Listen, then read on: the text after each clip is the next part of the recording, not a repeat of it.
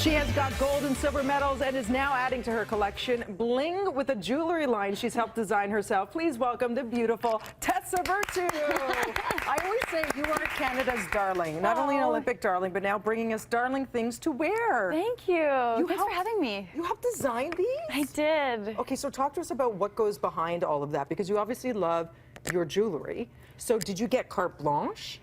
I did. That was really important to me. I'm very hands-on, and I'm used to that in my career. I'm a bit of a control freak. So in partnering with a company, I was so fortunate to be teamed up with Hilberg & Burke. It was such a collaborative process, and I love fashion. So it wasn't a stretch for me to step into the design role, but it's been a steep learning curve as far as the technicalities go, and so interesting to learn. But inspiration came from all different sorts of places. So let's showcase some of them. First of all, I love looking at this whole thing. I see a lot of dainty pieces, which I love because they're timeless, versus sometimes when you get the, you know, those more larger pieces, they tend to, once you've seen them once, you realize the person wore it again and again and again, because they are very standout. They make a statement, right? This is something you can wear every day. You can dress it up, dress it down. Yeah, well, I'm very much, I dress to my mood. So some days I wake up and I want to be edgy, so I'll throw on a necklace like this, a bit of a collar, it's a little bit darker. But often I just want that everyday ease of really delicate, simple pieces, but you can layer them. And light.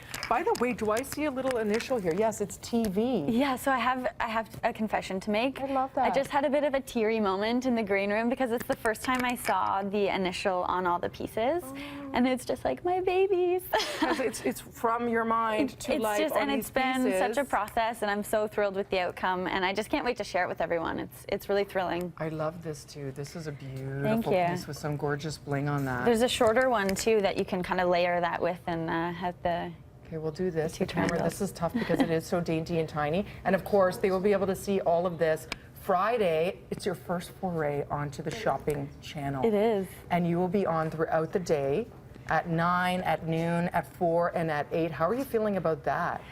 I'm really looking forward to it. It's an interesting setup because there are just 2 cameramen and the host, and yet, so it feels quite barren in the studio, and yet there's such a great reach and such an interesting demographic. So I can't wait to share it, and it's fun for me to talk about the inspiration behind each piece and how I named them, and you know, it just, as we unveil more and more pieces, it's just getting more and more exciting. And we've always looked to you, you know, also in terms of being a beautiful fashion plate on the ice, because that is so much a part of performance, is costume and hair and makeup. Talk to us a little bit about you and Scott. 18 years together. You're so young. It's crazy to think you were a darling couple on the ice for that long. You never officially retired with Sochi. Does that mean you will be back together? Do you have that yearning?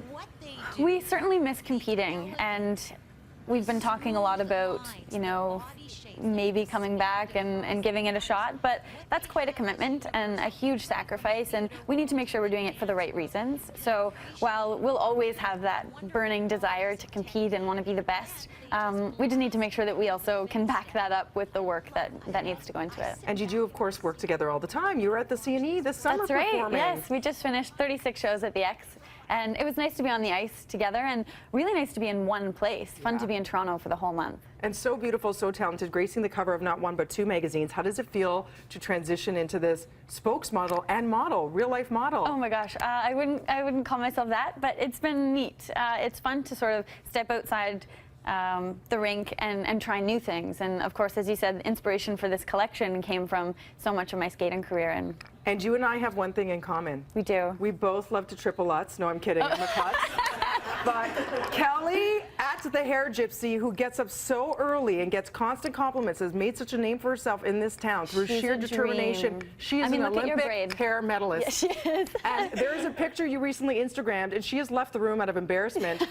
But this is her doing your hair, which you recently were acknowledged for as best hair dressed of the night. She is incredible and so calm, so lovely, so creative. She has such vision. Yay! Yay, at Kelly. the Hair Gypsy for life, everybody. Here's the picture. We're going to leave it on you, Kel, because you're mortified. We love you. Make sure you see Tessa Virtue Friday. It is the Hilberg and Burke collection on the Shopping Channel. At the Shopping Chan for more, and at Tessa Virtue to hit her up on Twitter. Please come back anytime. I would love to. More Thank BT. you. Love you, Kel.